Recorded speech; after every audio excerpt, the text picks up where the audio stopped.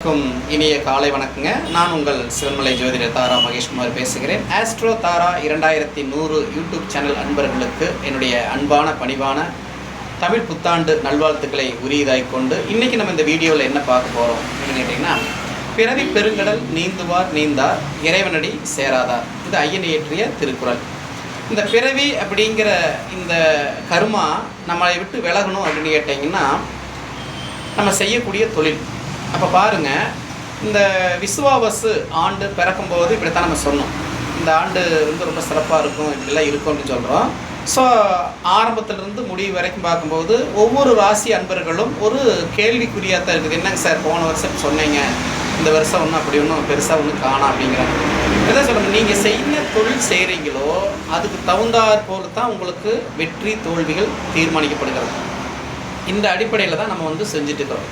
அப்போ பாருங்கள், நம்ம எடுத்துருக்கக்கூடிய இந்த கர்ம வினைகள், நம்ம என்ன தொழில் செய்கிறோம் அப்படிங்கிறத பொறுத்து நமக்கு லாபம் நஷ்டங்கள் ஏற்படுகிறது. மேச ராசியிலிருந்து மீனராசி வரைக்கும் பார்க்கும்போது, இந்த தமிழ் புத்தாண்டில் வந்து பார்க்கும்போது நம்ம என்ன பண்ணிக்கிறோம். போன வருஷம் இந்த மாதிரி உறுதிமொழி எடுத்துருக்குமா, இந்த வருஷம் நம்ம என்ன உறுதிமொழி எடுக்க போகிறோம்னு கேட்டிங்கன்னா, நாட்டில் வந்து ஒரு ஆட்சியை கொடுக்கக்கூடிய ஒரு காலம் இந்த தமிழ் புத்தாண்டில் சிறப்பு இருக்குது.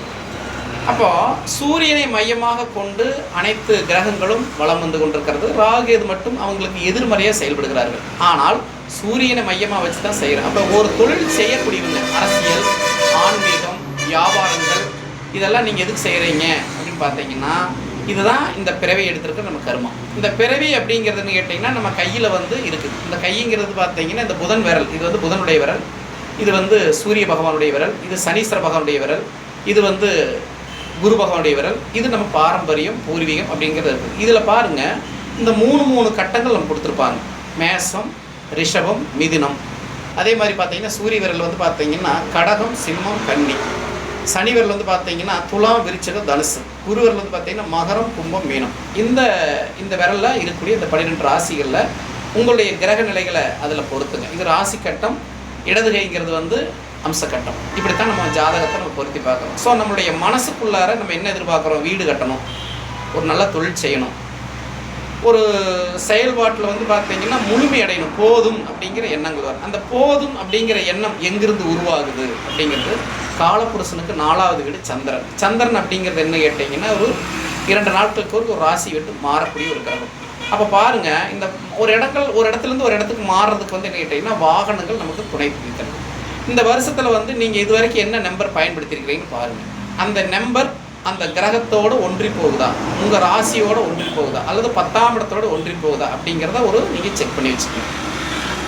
உதாரணத்துக்கு வந்து 1 பார்த்தீங்கன்னா 28 அப்படிங்கிற ஒரு கூட்டு நம்பர் ஒரு நபர் வச்சுங்களேன்.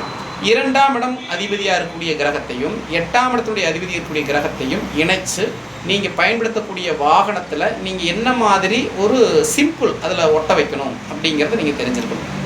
இதெல்லாம் நம்ம எதுக்கு சொல்கிறோம் அப்படின்னு கேட்டிங்கன்னா, ஜஸ்ட்டு நம்ம வந்து ஒரு வாகனத்தை தான் அது மூலிமா தான் நம்ம சொத்து தேடணுங்கிற விதி இருந்துச்சுன்னு கேட்டிங்கன்னா, இந்த வருஷத்தில் நீங்கள் இப்போ சில விஷயங்களை கடைபிடிங்க. புது வண்டி பழைய வண்டிங்கிறது இருக்குங்க.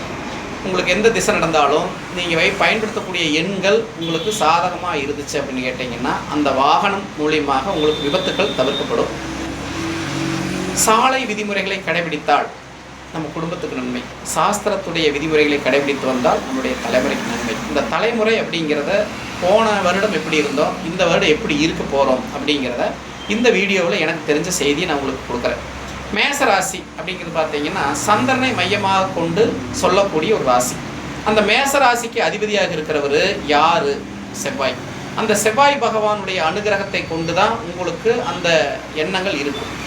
அப்படிப்பட்ட ஒரு நேரமும் அப்படிப்பட்ட ஒரு காலத்தை நீங்கள் வந்து என்ன செய்யணும், கடைபிடிச்சு இந்த காலகட்டங்களில் சனி பகவான் உங்கள் ராசியில் நீசமடைய நோக்கி வந்துட்டு இருக்கிறாங்க. பாருங்கள், திடீர் ஒரு அகால மரணங்கள் நடந்துட்டு இருக்குது.